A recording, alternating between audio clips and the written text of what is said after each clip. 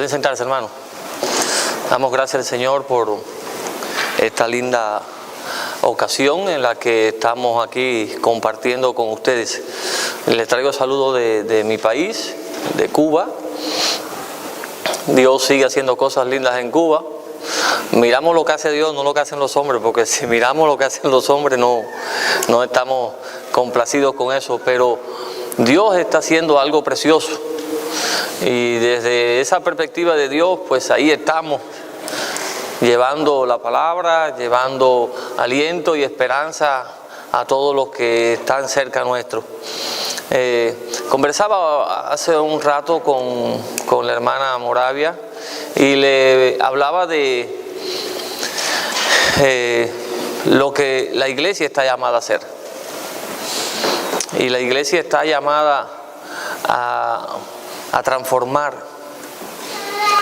porque la iglesia es la que tiene el cambio de vida en sus manos, el mensaje que cambia las vidas.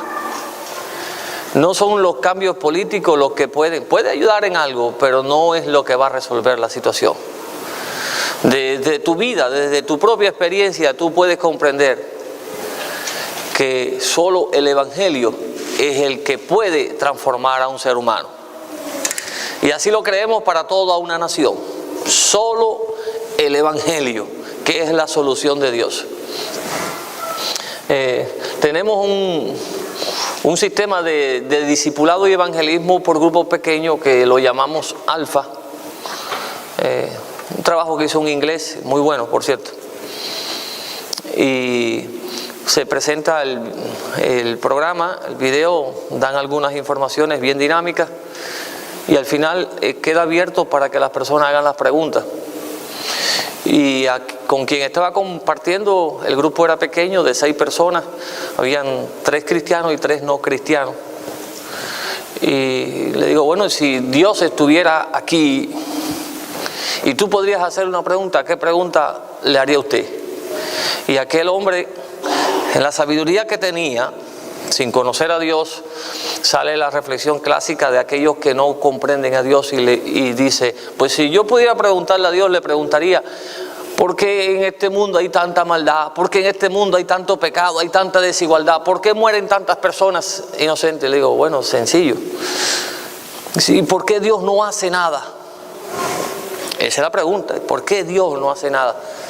Después que lo miro y reflexiono, le digo, ya Él hizo. Así con esa calma, ya Él hizo. Pero ¿cómo me vas a decir que ya Él hizo? Le digo, sí, ya Él hizo. Ya Él dio a su Hijo en la cruz del Calvario y ya Él trazó un plan para todo el que quiere cambiar de vida. Y le miro la cara bien al hombre, pero veo que no le satisface y le digo, gracias que Dios no es como nosotros, que cuando nosotros vemos alguna maldad, enseguida acabamos con todo. Y le puse el ejemplo de alguien que tiene hormigas en su casa, no busca cómo buscar la hormiga primero que se metió y buscar la culpable, sino que busca algún insecticida y las elimina a todas. Así somos nosotros. Y gracias que Dios no hizo eso, y Dios dio la manera en que todo el que quiere salir del mundo de maldad tiene la oportunidad en Jesucristo. El hombre quedó satisfecho con la respuesta. Dios ya hizo y Dios está haciendo. Dios está queriendo que cada persona salga del medio hostil de la mundanalidad y venga a Jesucristo, que es el Salvador, que es el refugio. Gloria al Señor por esto. Y la carta de los Romanos trata este tema. Y este capítulo 2 de la carta de los Romanos trata de una manera singular esta manera en la que Dios ha querido solucionar el problema del ser humano. La justicia de Dios llegando a la salvación hasta hacer del hombre lo que el hombre en su manera no ha podido resolver. Y titulé la reflexión en esta tarde, la titulé Valores espirituales que desenmascaran la falsa justicia. ¿Qué le impide al hombre acercarse a Dios? Su mentalidad y su justicia. En el versículo 1 de esta preciosa carta que trata el tema de la justificación del hombre, el versículo 1 El apóstol Pablo, en la inspiración que el Espíritu le dio, cita así de esta manera: por lo cual eres inexcusable, oh hombre, quien quiera que seas tú que juzgas, pues en lo que juzgas a otro te condenas a ti mismo, porque tú que juzgas haces lo mismo. Es algo que la justicia del ser humano, quiero tratar en primer lugar que el reconocimiento de esta condición espiritual es lo que puede dar el primer paso para desenmascarar la justicia humana y buscar la justicia de Dios. Nunca has escuchado a un loco diciendo que está loco, ni a un ebrio ni a un borracho diciendo que está borracho. ¿Alguna vez lo has escuchado? No se conoce. Y quizás aquel que está enfermo, hasta que no se declare enfermo, no comienza a tratarse con el médico. Y un pecador no comienza su trato espiritual para buscar la justicia de Dios hasta que no se reconoce a sí mismo pecador. Y hasta que no se sabe que necesita de Dios, no acude a Él. Y si el que va a buscar de Dios, buscar la justicia divina, no reconoce su condición, no comienza el proceso de Dios. El hombre está en una posición de autojustificación. Y el hombre está señalando el pecado de todos los hombres. Y es el dedo que apunta al pecado de cada cual, pero no sé si tú tienes una mano igual que la mía, pero cada vez que apuntas a uno, hay tres que te están apuntando a ti. Es el triple. Cada vez que condena a uno, hay triple condenación para ti. Cada vez que tú miras el pecado del otro, del ajeno, el pecado que no es tuyo, y lo quieres hacer público, hay tres acusaciones para ti también. Y no podemos ignorar que nuestra justicia, la autojustificación nuestra, que está basada en una moralidad que se compara, yo soy mejor que el otro, esa justicia no te va a producir nada bueno para la justificación de Dios. Así que, mi hermano, si en alguna medida te habías comparado, si en alguna medida te estabas mirando como algo bueno con respecto a otro, acuérdate que esa no es la que funciona delante del Señor. La autojustificación no resuelve el problema en la relación que tú quieres tener con Dios. Debes valorar que tu vida debe humillarse ante Dios y reconocer quién tú eres. En las enseñanzas del Señor Jesucristo, para darnos idea de esta verdad, Él lo puso de ejemplo en una parábola, que vinieron al templo a orar dos personas, un publicano y un fariseo. Y el fariseo, puesto en pie, se alababa a sí mismo y decía: gracias Dios porque yo doy diezmo, gracias Dios porque yo tengo una moral buena, gracias Dios. Y se exaltaba a sí mismo, dándose golpes en el pecho de que él se autojustificaba y se evaluaba a sí mismo como bueno. Y el publicano, puesto de rodillas, que no se atrevía a levantar la vista, eso está en el Evangelio de Lucas, puesto de rodillas, que no se atrevía a levantar la vista desde una posición de humillación, entonces decía: ten piedad de mí, Dios, que soy un pecador. La carta de los Romanos, en este versículo 1, Dios nos muestra a nosotros que no nos podemos autojustificarnos. Este versículo 1 nos da a entender que no podemos tener una posición de juez delante de los otros, como que si nuestra vida espiritual anda bien y la del resto anda mal.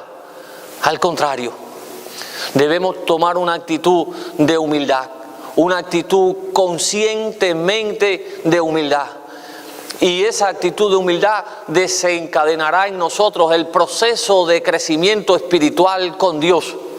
Esa actitud de humildad entonces provocará en nuestras vidas el acercamiento hacia Dios, y la justicia de Dios empieza a obrar en nosotros a través de lo que hizo Jesucristo en la cruz del Calvario. No va a comenzar el proceso nunca si primero nosotros no nos humillamos. Y mira que suceden cosas en nuestras vidas, pero siempre va a ser el mismo proceso. Amén a eso, hermano. Todo va a comenzar por ahí. Si no tenemos ese comienzo, no podrá haber una cadena de sucesos espirituales favorables a nosotros que nos acerquen a Dios. Ese es el inicio del proceso. Y en segundo lugar, en esta carta hay una manera linda de presentar las cosas ya para aquel que comenzó en el proceso. En el versículo 7 de la carta, recuérdense que estamos viendo el capítulo 2 de la carta y no queremos exponerlo completo, pero sí tomamos algunas cosas interesantes de ella.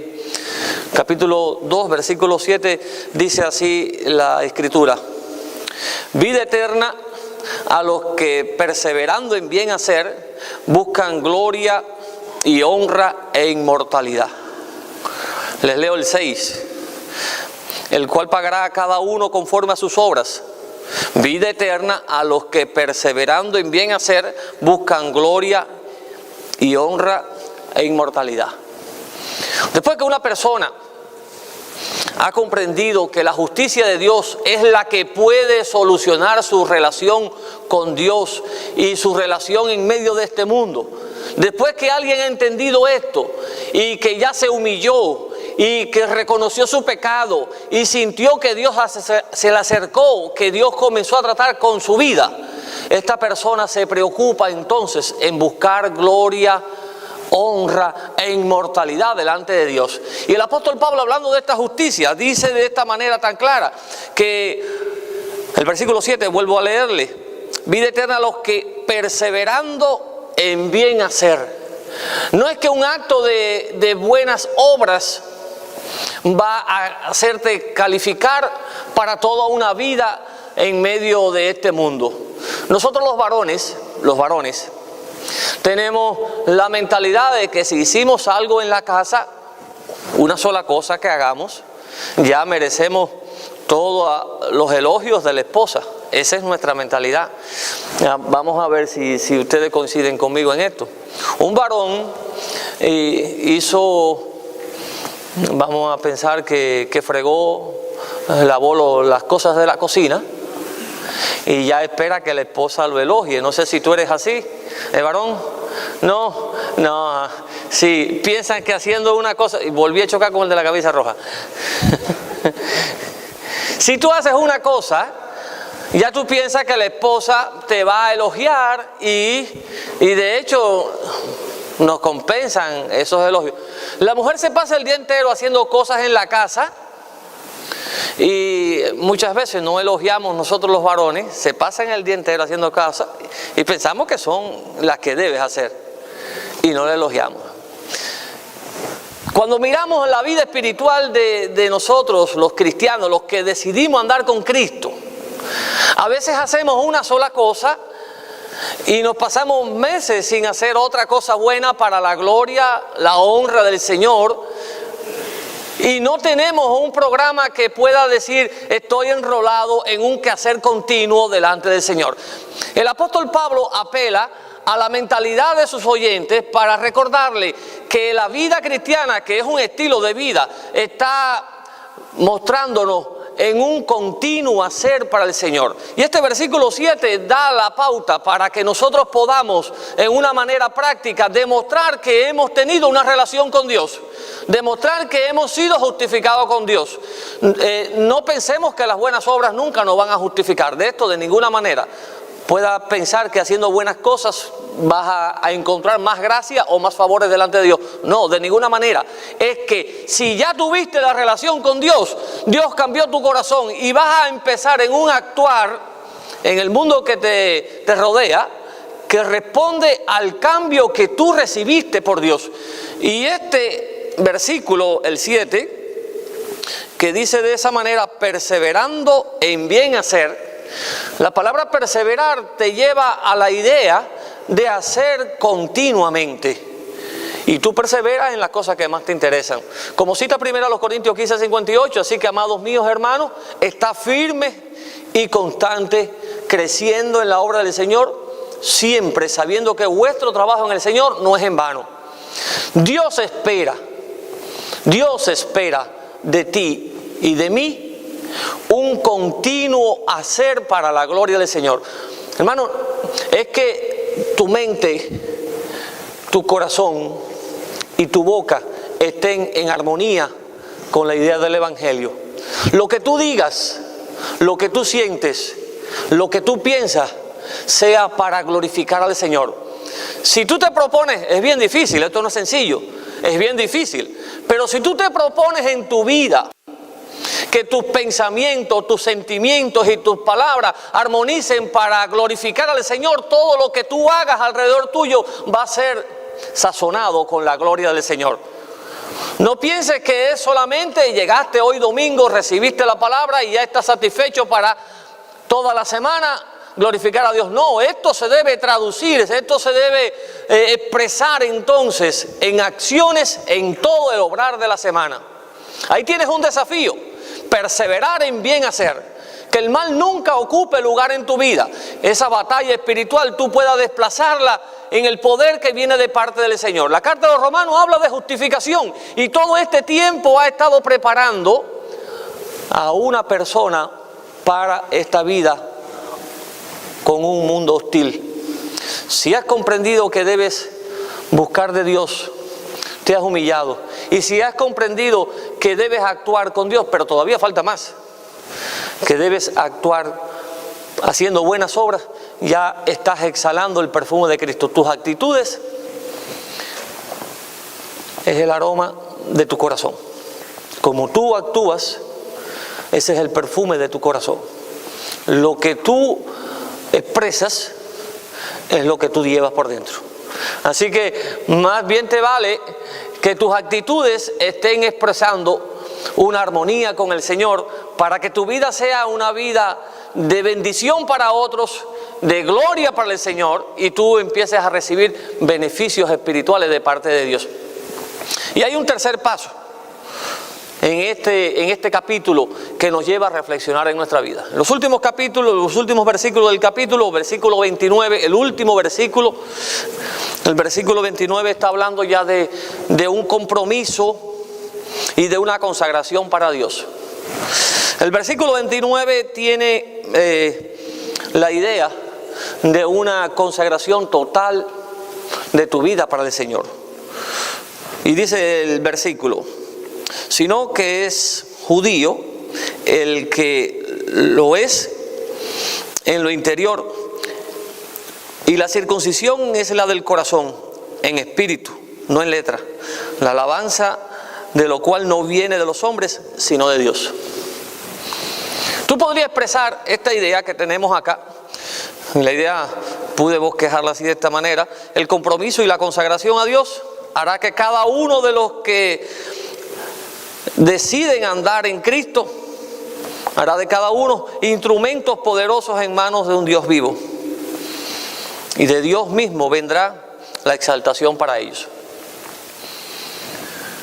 Cuando una persona se ha humillado y ha entrado en el proceso de justificación con Dios y ha reconocido que ninguna de las cosas de este mundo puede justificarle, una persona se ha dedicado a hacer de su vida una expresión del Evangelio y empieza a andar con el Señor, y sus pensamientos, sus palabras, su accionar va en armonía con el Evangelio. No todo termina ahí, porque hay muchos que por buena educación expresan bondad, expresan amabilidad y son gente chévere, pero no tienen a Cristo, no han sido justificados por Jesucristo, sino que por cultura pueden llevar una vida que parece agradable, pero no tienen una relación con Dios. Y el apóstol Pablo le está diciendo a su interlocutor judío, en este caso le está diciendo: no es judío el que se ha circuncidado en la carne, ni es judío el que se ha dedicado a escuchar la ley. Es el que desde su corazón ha hecho un acto de dedicación para con Dios.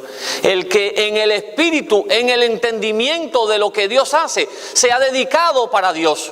El que puede traducir su vida en una expresión de intimidad con el Señor. Cuando tú salgas de aquí hoy, tú vas a tu casa, pero tú y Dios son los que saben cómo está tu adoración, cómo está tu comunión con Él. Tú puedes tener la mejor sonrisa para cada uno de nosotros, y eso me alegra que tú puedas expresarla. Se nota compromiso cuando tú vienes hasta acá, se nota dedicación cuando tú vienes hasta acá, y quizás cuando haces alguna obra que expresa amor se nota un poco más, pero más lo va a entender tú con Dios. Porque el poder expresar esa comunión con Dios en esa circuncisión del corazón, el saberte dedicado y consagrado para Dios, hará de tu vida una ofrenda viva para el Señor. Y Dios anda buscando gente que puedan saber que han circuncidado su corazón. Y la circuncisión no es más que poder expresar en un compromiso completo para Dios. No, hermanos, si tú no vives para Dios, la pregunta sería, ¿para quién vives? Hoy en día muchas personas están esperando todos los beneficios de Dios. Ay, yo soy el uno en la lista esa. Todos los beneficios de Dios para mí. Yo quiero salud 100%, yo quiero economía 100% y yo quiero una familia chévere delante de mí. Eso lo quiere todo el mundo. Pero la noticia es, vivimos en un mundo de batalla. Y si Dios no es el que te justifica, si Dios no es el que dice, sí, estás justificado, estás ya exonerado de culpabilidad, te vas a enrolar en batallas y tu vida va en decadencia. Dios está tratando con personas que está justificando. Y Dios está escogiendo en medio de este mundo. Y Dios está cubriendo. Y Dios está amparando. Y Dios está levantando. Y aquella persona que ha entrado en este proceso de Dios de una manera especial, primero humillación, segundo el accionar, tercero comprensión de todo y dedicación. El apóstol Pablo termina este versículo de una manera especial. Y la manera especial que lo dice se puede leer a ver cómo puedes entenderlo.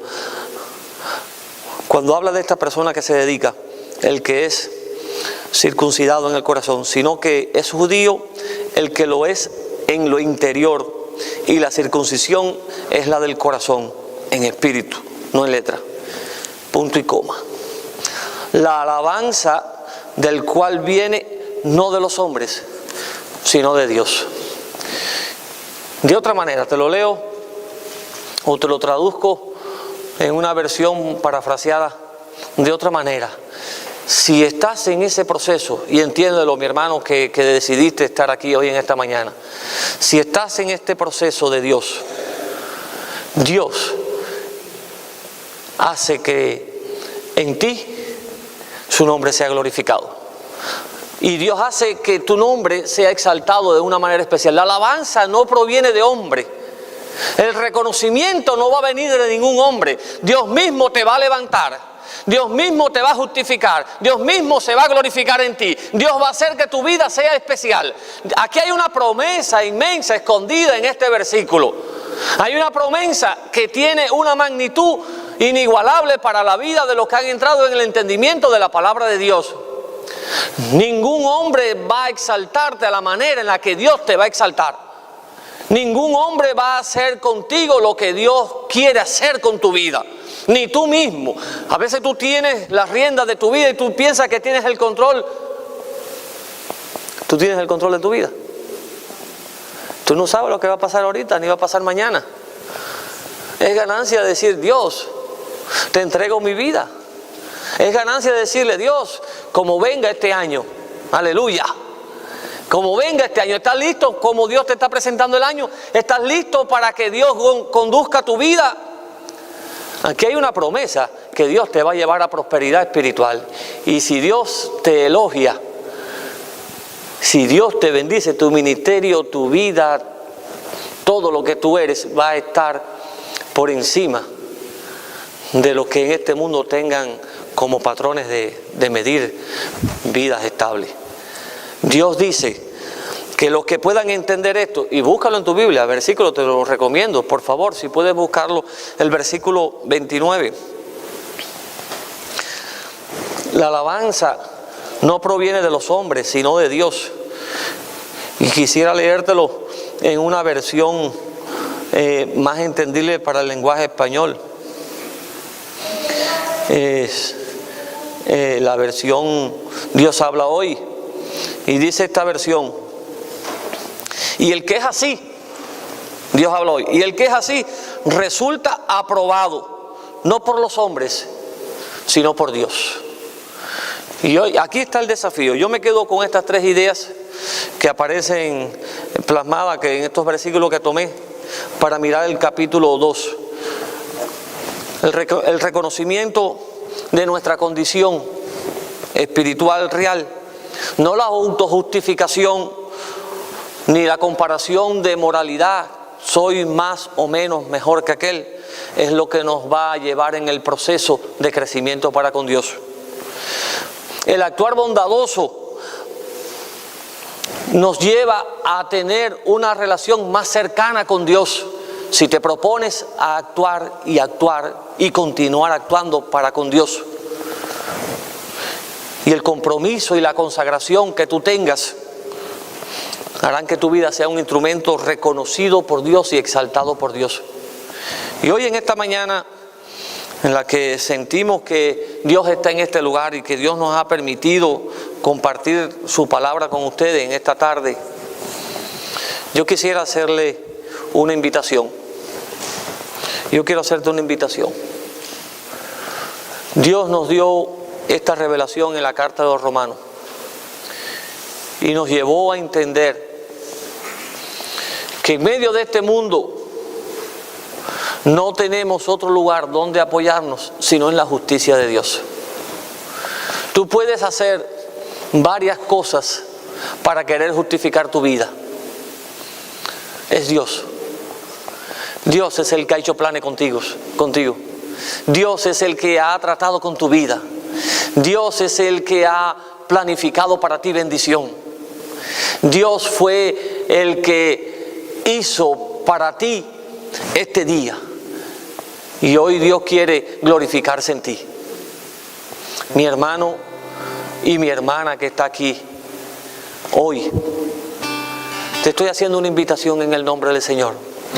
Por esta verdad que hemos leído, ¿en qué parte del proceso andas? ¿Te has arrepentido para con Dios? ¿Estás actuando de una manera que se hace notorio Dios en tu vida?